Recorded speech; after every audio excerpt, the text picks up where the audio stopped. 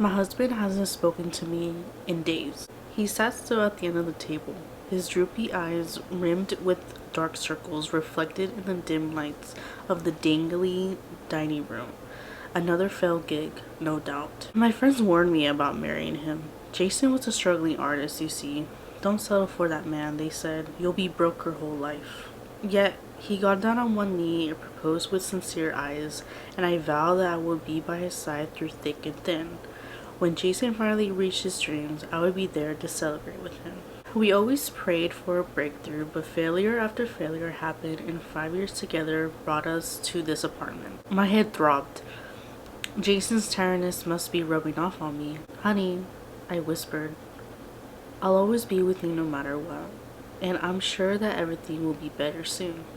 He didn't reply, dual eyes staring into nothing. I made something special, I said, with a small smile, beef casserole in hand. Go ahead and take a bite. I promise it's good. He remained listless, not even lifting his fork. Minutes passed by, and I felt a tear roll down my cheek as I rubbed my temple. Jason used to love my food, even when I burnt everything when I just started learning how to cook. He beamed at me and joked he didn't deserve to eat food made by an angel. Love, faith, and hope had kept us together, but perhaps Jason had gotten tired. Would he have given up on his dreams? Why would he stop smiling forever? Would he leave me? My head felt like it was splitting open now. I tried to make my way to the bathroom, but I tripped on glass bottles littering the floor. Jason must have heard the commotion, but he never came. As I lied there helplessly and clutching my head, I wondered when everything started spiraling. Was it when he started drinking, or was it when I told him I wanted to work and support us? Maybe it was when I told him I was pregnant. A baby? He shouted as he held me by my hair, punching me in the gut. In this fucking mess? I sobbed for what seemed like hours until the pain subsided again into a dull throb. I got up shakingly and walked to the mirror. A monster stared back at me, disgustingly black ooze trickling down from a hole at the side of its face, smelling of death. Brain matter, dark and rotten, slipped through, making sickening squishes as it fell to the ground. My mind whirled as I made my way back. Jason had not taken a single bite of the casserole, now rotten as it's been left out for several days. It wasn't tiredness or sadness in his eyes. I realized it was guilt. Guilt from killing me.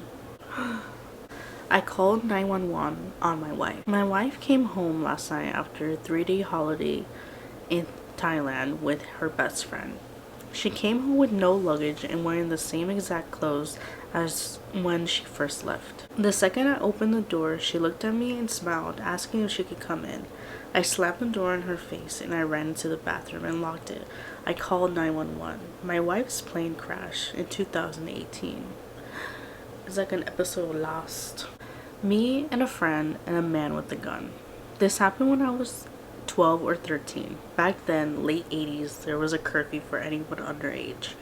I don't know if that still exists, but it matters for this story.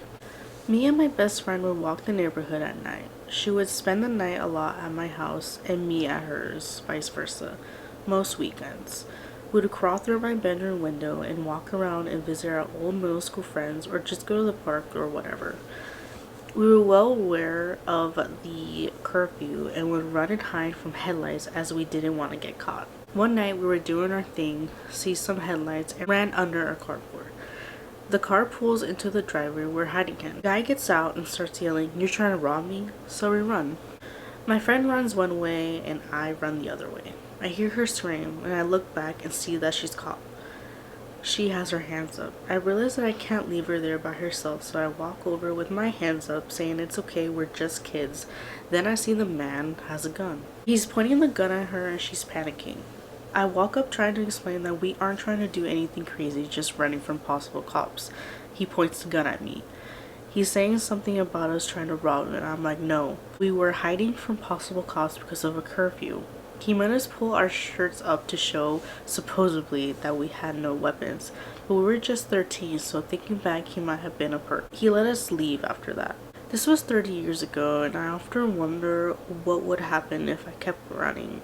I also wonder what would happen if I or my friend have told an adult about it. I mean, it was a few streets from our house. He could have been identified. Or maybe we were ultimately the bad guys. Okay, so those are all the stories I have for you guys today. If you want me to read more, I will gladly do it. You don't even have to tell me, I'm just gonna do it anyway. But please like and subscribe to my channel. If you have any suggestions, let me know down below.